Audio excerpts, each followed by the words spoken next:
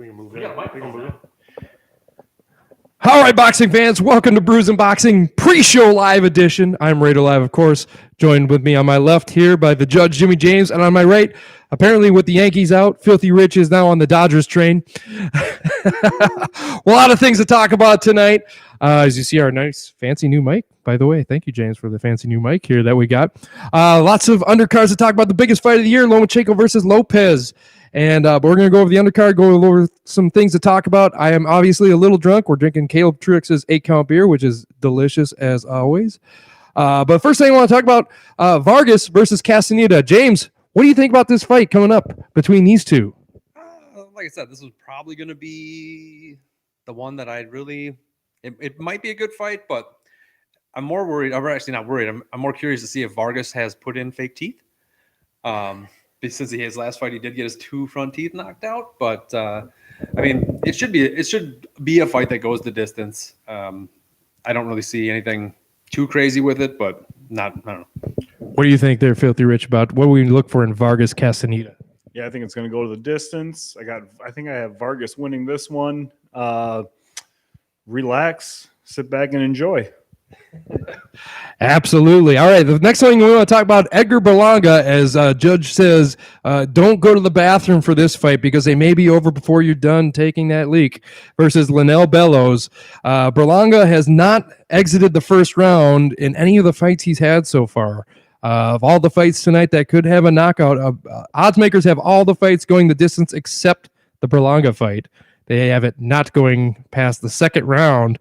Apparently, I had to look up and find that one, actually, that it was not, it's not on normal betting sites, but it's apparently under 2.5 rounds right now is what I found, which is crazy for Berlanga, for any boxing match, first off. But Berlanga versus Bellows, Judge, start us off.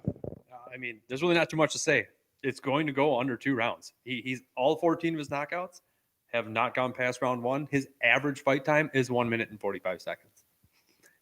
Don't go to the bathroom on this. It'll be a short one. Watch it. Just crack a beer, have one sip. The fight will be over. It'll be good. Just don't blink. Yeah, hopefully Bellows makes it into the ring before this fight is over. What do you think about this one, Rich? I know you know not as much about Berlanga, but I know you know that he has the power. I thought James was more of a Berlanga guy, but what do you know about Bellows? You know anything about Bellows? I know this fight will... I think there's gonna be something. They're gonna want to make this fight over in the first round. I don't know if there's gonna be some shenanigans involved, but there's a chance this fight ends early, maybe an early stoppage. Maybe we're gonna say, hey, this could have been stretched out a bit, but in order to maintain that 14 first round knockout streak intact, they're gonna try to end this in the first round. That was my phone. Apparently, Reno, Nevada. So Vegas is calling me right now, or Reno's calling me right now. They said apparently maybe my odds were off on that number around the 2.5, 3.5. Maybe you can get 3.5 in Reno. If you're in Reno right now and you can get 3.5, take the under. Please do that. All right, next we're going to go to the co-main event, not really the main event, kind of a sub-main event. Alex Saucedo, who has stolen his nickname from the judge, the Sauce, versus Arnold Barboza Junior in our a very, very good matchup, very close matchup in the odds. I think Saucedo is a plus 175 right now, which is very, very close. So basically a toss-up. Rich, we're going to start with you this time. Saucedo versus Barboza Junior. What to look for in this event? I think Saucido is going to just try to show off his skills. I don't expect a knockout early. I think this is going to be another distant fight. It's going to be a bunch of close rounds. My guess is a bunch of close rounds. I think Saucido pulls this one off. Be a fun one to watch. I think that one is definitely going to go to the distance. We watched the weigh-ins of these two, and actually Saucedo looked pretty good. I mean, he went up there with a mask on, I'll tell you that. He was the only one that didn't, besides the Lopez and Loma, but he was the only one that didn't go up there with a mask on. That didn't make me very happy about that. But was it Saucedo or it was Barboza that came in a little over the weight?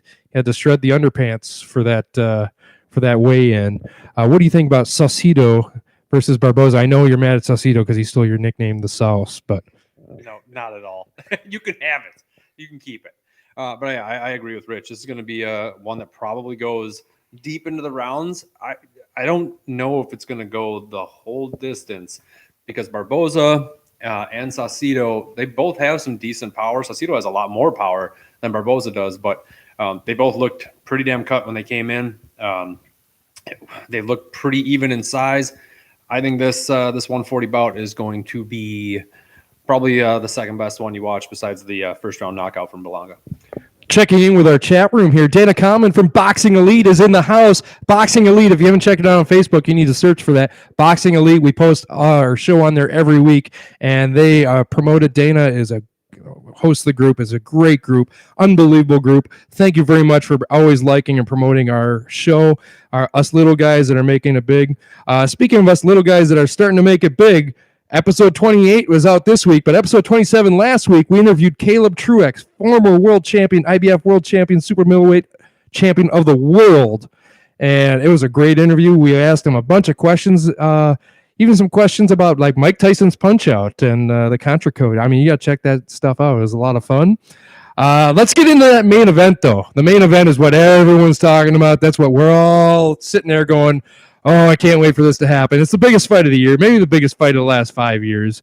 Lomachenko versus Lopez. Lopez talking mad smack, saying he gets no respect. Lomachenko just looks at him like he doesn't understand what he's saying, but he's just going to knock him out. Apparently, he wants it to go 12 rounds, but he wants it ended early, apparently, is what we heard in the early pre-interviews. What do you think, James, about Lomachenko versus Lopez? What should we look for?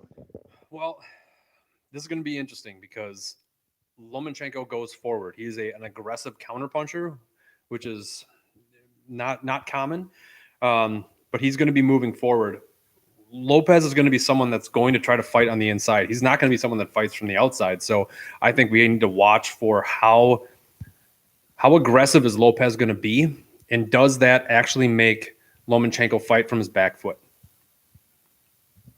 Yeah, if he fights from his back foot, it's going to take him out of his comfort zone. Rich, what do you think of this? What are some other final things to look for? I mean, we talked about this on our show this week, episode 28, but let's just kind of highlight some different things to look for in this Lomachenko-Lopez fight.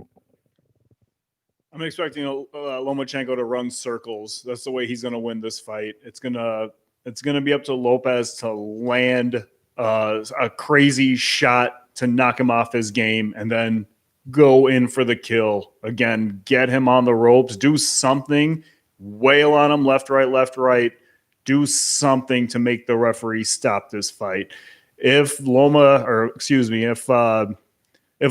can get Loma off his game, he has a real shot to win this, but I don't expect Lomachenko to get off his game. He's going to do what he does best and have fun. It's like a cat with his yo-yo. He's just going to do whatever he wants to do in this ring.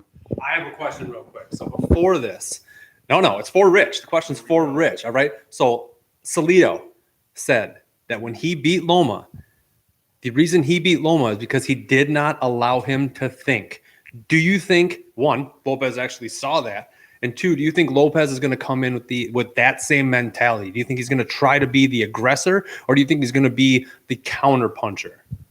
He's going to for sure have to be the aggressor. He's for sure going to have to come in 15 pounds overweight and low blow him out 110 times. So if you could listen to Orlando Saucido all you want, but Orlando Saucido shouldn't have won that fight. Loma was a baby at that fight. Sure, he had the 400 amateur wins or fights, whatever it was, but throwing him off his game by low blowing, yeah, that can help. But at this point in Lomachenko's career, he's going to get the benefit of the doubt. They will take points away for Lopez for doing something like that. So Saucido's tactic was not using power, and it was not boxing. He turned it into a fight.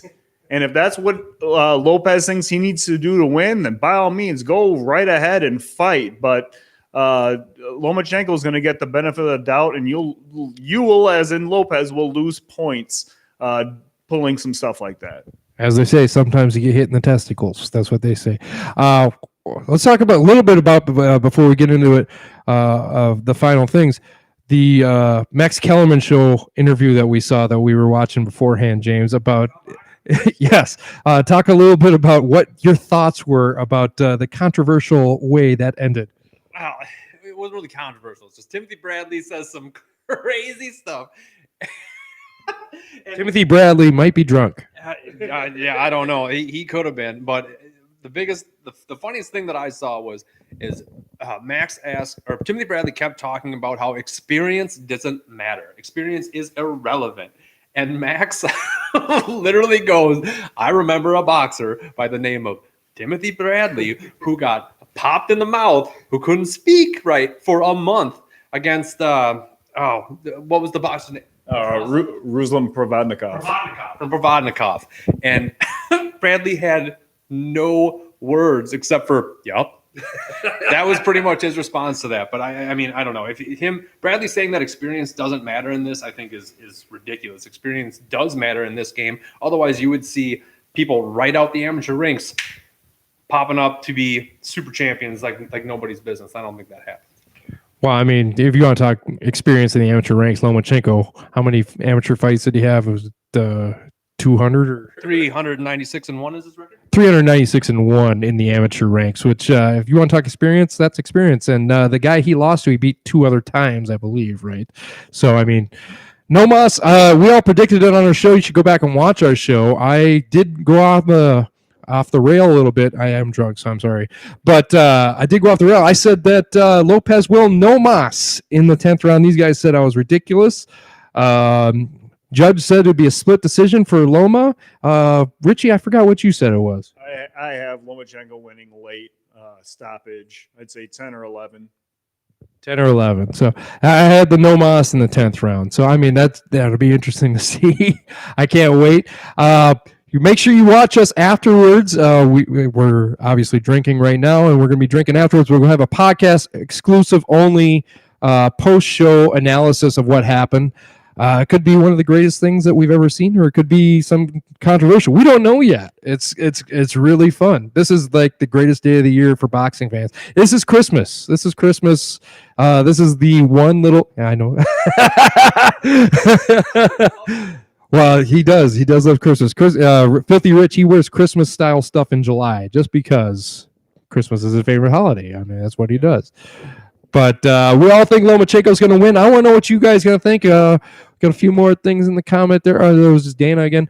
Thank you again, Dana, for everything you do for us on your things. If you haven't checked out the Boxing Elite podcast or a Boxing Elite Facebook group, please check that out. Please check out our podcast. James, how do you find our podcast? Oh, you can go to iHeartRadio, Apple Podcasts, Stitcher, Spotify, any smart speaker. Say, hey, Alexa, play Brews and Boxing. Anything like that, that'll get you right to us. Not only that, but we also started our own Instagram, which if you are on our Instagram, Brews and Boxing, we post stories on there. It's mainly my face, which is pretty ridiculous, but we do that. I do Facebook stories as well as the judge. If you follow us on Twitter, Brews and Boxing, that's all Filthy Rich. So if you want to get hold of Filthy Rich and call him out, you go to us on our Twitter, which is what? Brews and Boxing. Brews and Boxing on Twitter. Make sure you check that. We're branching out to all of them. If you have questions for us, please send them in. We love to talk smack with everybody. We love you all. Thank you very much for joining us all the time. Well, so one more thank you out to Caleb Truex. Thank you for joining us last week. We got some other big interviews coming up in the future. I can't wait for that, but we will leave that for a surprise right now. But thank you, Caleb Truex. Thank you, Lupulin Brewery for the 8-count beer. This 8-count beer is very, very good. We love it very much. If you haven't tried that out, go to, I think, Total Wine has it. Lupulin Brewing in Big Lake, Minnesota has it. If you don't have it near you, ask your brewer or local liquor store to bring it in because you're going to like it. All right, boys, I'm very excited for tonight. I can't wait. It's we're 5 minutes away from our first fight here, and we got some brats on the grill, and we're going to start that up. So thank you very much for joining us. If you have boxing friends too that haven't watched this, send them this. It's going to be uploaded on the YouTube stream, youtube.com/RaiderLive. Maybe we need to change that to Brews and Boxing because that's pretty much all that's on it right now. We got to figure that out. All right. I'm Raider Live for Judge Jimmy James and Filthy Rich. Thank you all for joining us and enjoy the fights tonight. We will see you guys after the fights.